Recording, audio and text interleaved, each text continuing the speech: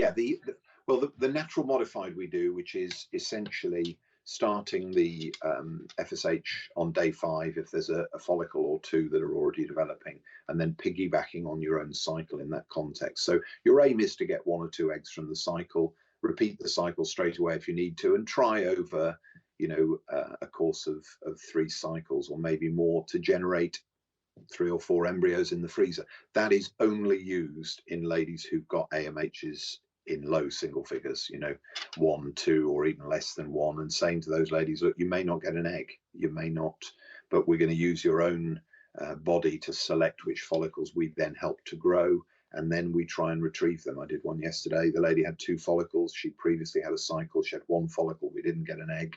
This time we got two eggs. I don't know whether they've both fertilized this morning. I haven't looked, but you know, she was delighted. She knows her chance is small, but for her, that's the pathway she wants to pursue. So the mild stimulation is where we're using, say, 150 to 225 in ladies who need conventional IVF in terms of the protocols with antagonists mainly.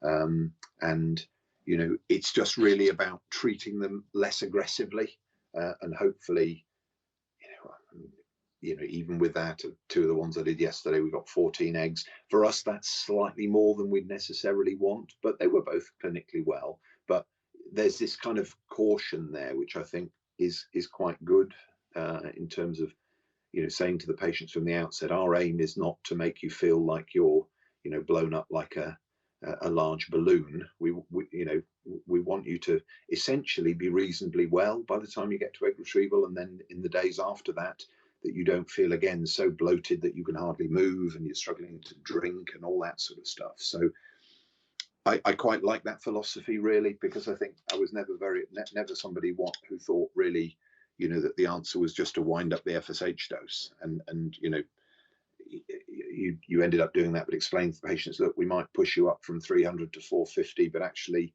that may mean we get 1 more egg, you know, and really that's difficult to justify if you're paying, you know, pro rata for the FSH, because you're going to push your costings up a lot. And really, are you doing that for any real clinical benefit? I think it's doubtful that you are, really. So